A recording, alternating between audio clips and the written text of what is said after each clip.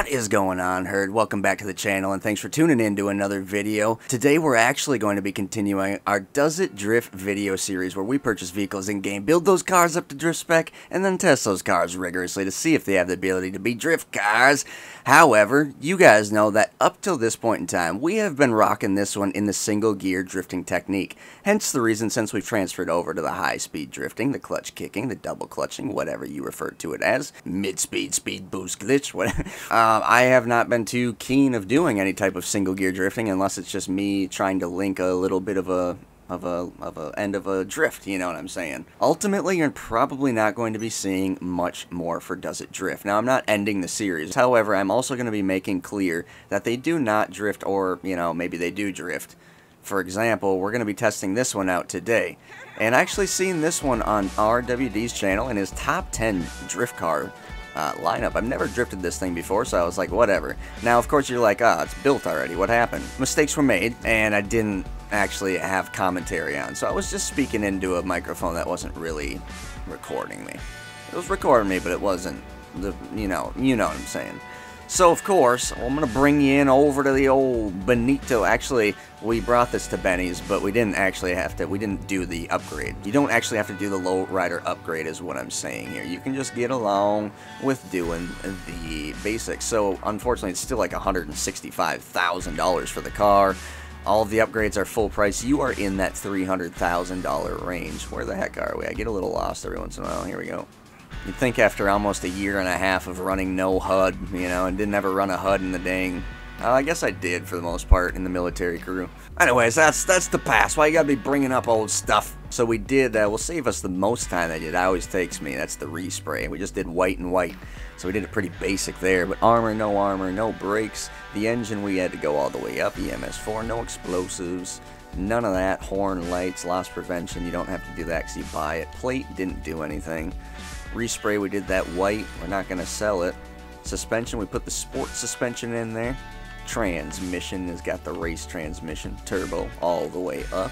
Wheels, we are running actually the Cosmos, not the Dash VIPs. There's no real big difference there other than like a little bit of design. So they handle pretty much exactly the same. I should say exactly the same. I haven't personally noticed any difference. I don't think there is any difference SUV to SUV tire. So I think the Dash is just probably one of the better looking styles. Anyways, we went with the Cosmos here. Windows, we did do the limo tint, and that's it. Like, that's all you can do to this bad boy. It's pretty limited.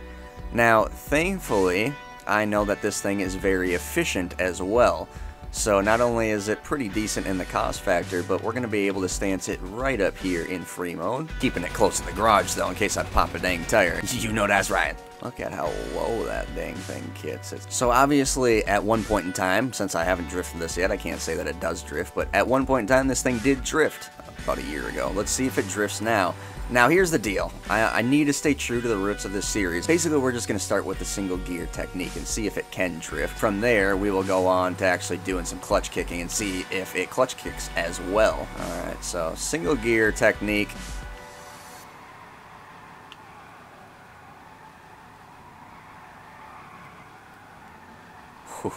So single gear technique, it has a lot of body momentum, a lot of weight, guys. Like it, if you guys are still back on the single gear technique, this thing, it's really going to be slipping around on you. It kind of reminds me of the Faction, but it's even slower. This is the slowest reacting vehicle that I've had in drifting so far. That actually does drift. I can tell you right away it does drift, but okay, here we go. I'm going to spin out.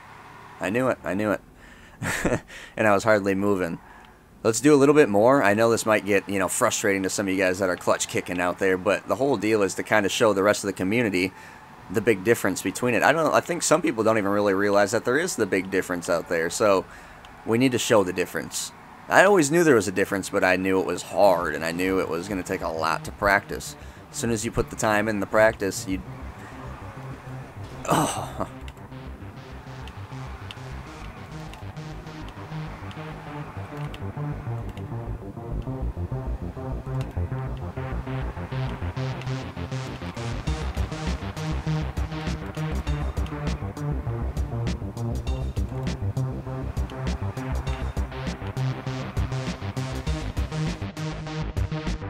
Oh man, that was something else right there. That was not me, that was the dang AI.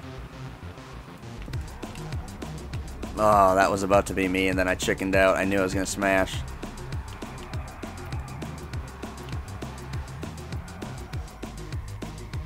This car is such a slippery, slidey son of a gun, isn't it? Very surprising for the boat it is. My goodness, what is this thing even modeled after? I almost have to look it up.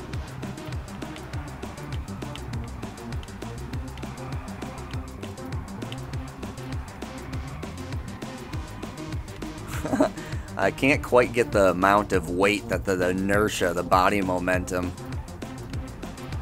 Oh, you really gonna do that to me? Oh, we made it though. We made it. Going left. I hope it's open.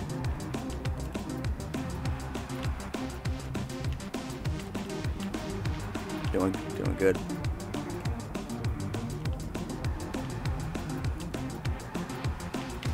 Oh, what are you trying to do? What you trying to do? Creep on my boat?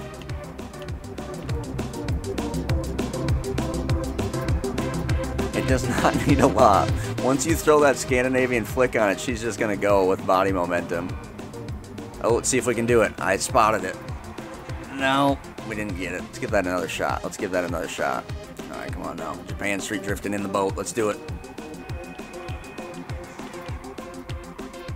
Oh, almost had it. This car is so long. Traffic's going to bundle up on us, though, so we got to drive away. You know what's going to happen like 10 seconds before it's going to happen. That's the funny thing with this car. The Banshee, there's like a half a second reaction time.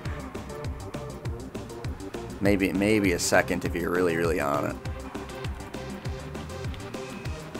Oh, are you... That dude sped up. Literally sped up to be in front of me. GTA, why are you programming your AIs to get in front of you?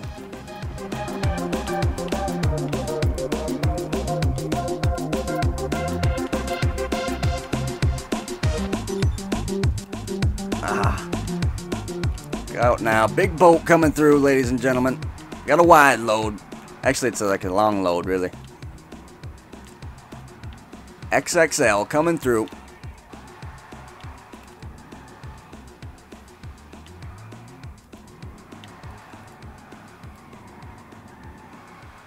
Look at this lot. I've never been in it before.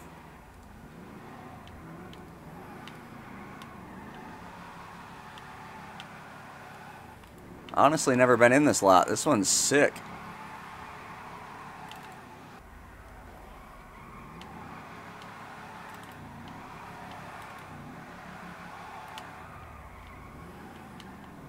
I'm having a blast with this car, in case you can't tell. I'm not talking at all. I am just rocking and rolling in it. It's so responsive. It's very, very, actually quite shocking.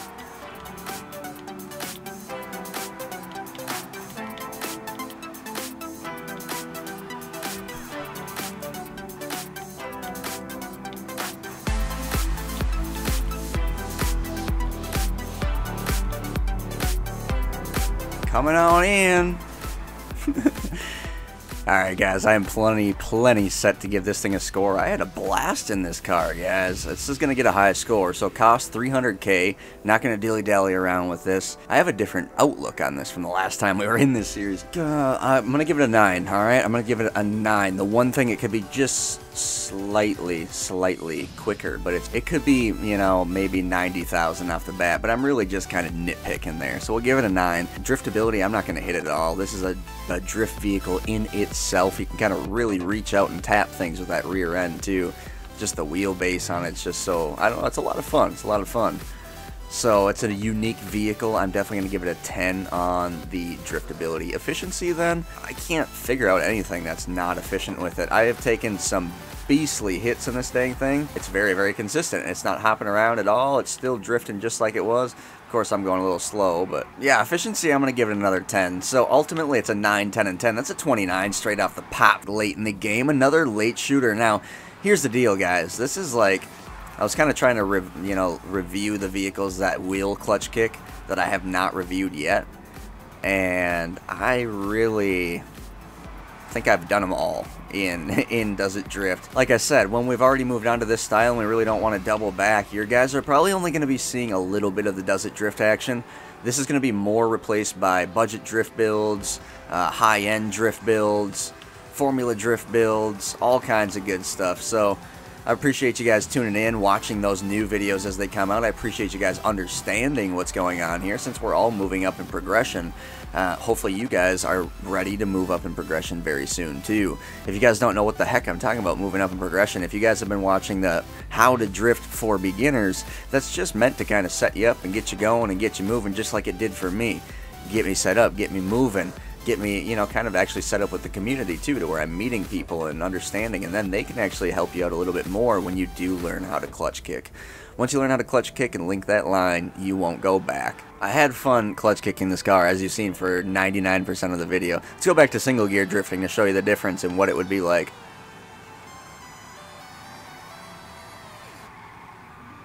Oh man.